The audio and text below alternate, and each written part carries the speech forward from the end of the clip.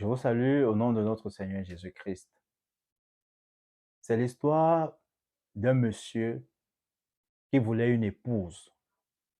Il cherchait une femme et il arrive dans un quartier, il voit une très belle fille et il se dit, il faut que j'aie cette fille. Elle me plaît énormément.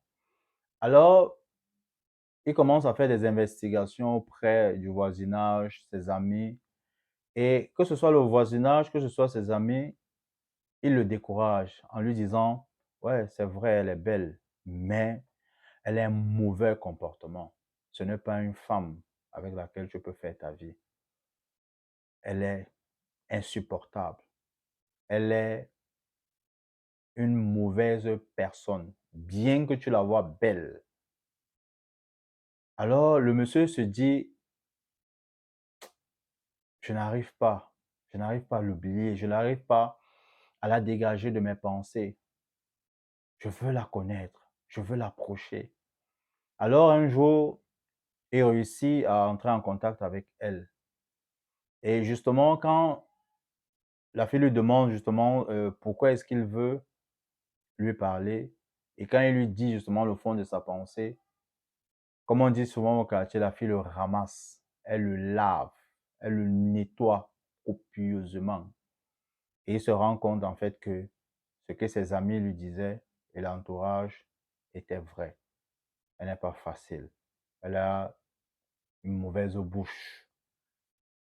Alors, mais il ne se décourage pas. Il dit quand même à la fille, je t'aime et je veux faire ma vie avec toi. Et vous imaginez un peu le regard qu'elle a posé sur lui. Comme quoi, tu peux toujours rêver, mais ça n'arrivera jamais. Ils se sont séparés et à plusieurs reprises, il a essayé encore d'entrer, de parler avec la fille. Et la fille lui disait toujours, je ne veux pas, je ne suis pas intéressé. Et ce qui arrive, c'est qu'un jour, la fille est dans sa chambre et elle se met à penser, elle se dit, mais ça, c'est quel monsieur ça? Chaque fois, je le repousse, mais il ne cesse de me dire qu'il m'aime.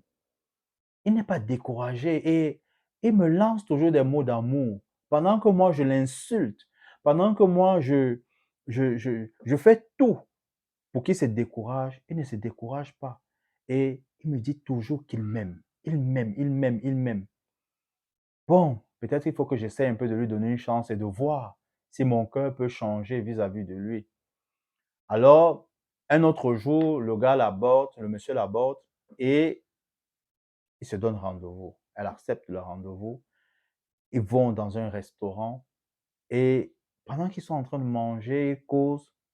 Et la fille se rend compte du grand cœur que ce monsieur a et elle commence à, des sentiments commencent à naître en elle.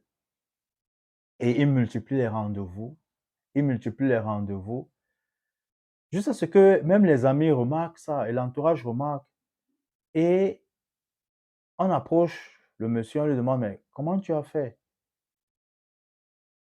Comment tu as fait?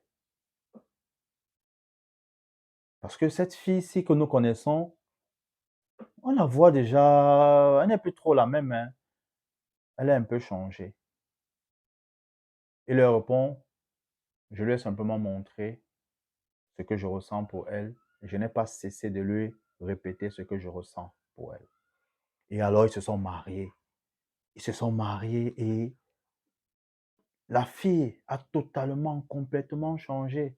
Et ses amis, une fois de plus, lui ont demandé quelle est l'écorce ou alors quel est le marabout qu'il a vu et quelle est la concoction qu'il a pu donner à cette fille pour qu'elle change de la sorte. Alors, au lieu de répéter à ses amis que c'est juste l'amour que j'ai pour elle, que je lui ai présenté, je n'ai pas cessé de lui témoigner cet amour que je ressens en son endroit. Et c'est pourquoi justement, cet amour que je lui donnais, cet amour qu'elle voyait en moi, l'a contaminé et a commencé à effacer tous les défauts, le mauvais caractère, la malbouche qu'elle avait. Cet amour-là l'a enveloppé, l'a submergé. Et c'est pourquoi vous pouvez voir cette transformation. Alors, tu es en train de m'écouter maintenant, jeune homme, jeune fille. C'est ce que Jésus-Christ a fait. La Bible dit que quand nous étions encore pécheurs, il est mort pour nous.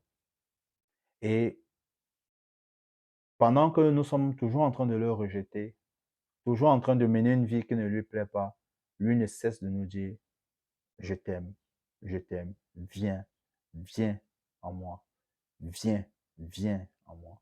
Et peut-être que tu te dis qu'il faut d'abord que j'arrange ma vie, il faut d'abord que euh, j'arrête de faire certaines choses pour venir à lui. Non. Viens à lui, tout comme l'histoire que je viens de raconter, viens à lui et laisse-le te transformer. Parce que son amour pour toi, son amour à ton endroit est grand, il est merveilleux et il te tend les bras, il t'appelle, il te demande d'entrer dans ses bras, de venir dans ses bras pour qu'il te témoigne son amour. Et c'est son amour qui va te changer, c'est son amour qui va te transformer. C'est un bon Père. La Bible déclare que là où il y a la crainte, il n'y a pas l'amour. Là où il y a la peur, il n'y a pas l'amour. Mais l'amour parfait chasse la crainte. Et Jésus donne cette assurance que tous ceux qui viennent à lui, il ne les mettra pas dehors. Il ne les mettra pas dehors. Mais il leur donnera la vie éternelle. Et personne ne pourra les arracher à sa main. Jeune homme, tu m'écoutes. Jésus s'est livré pour toi. Jeune fille, tu m'écoutes. Il s'est livré pour toi. Ouvre-lui ton cœur et reçois-le comme ton Seigneur et ton Sauveur. Et ta vie ne sera plus jamais la même. Je prie que Dieu te donne la force, t'attire à lui pour que tu sois transformé, que tu sois un témoignage pour ton voisinage et que ton voisinage loue également Dieu à cause de ta vie. Viens à Jésus et t'appelle.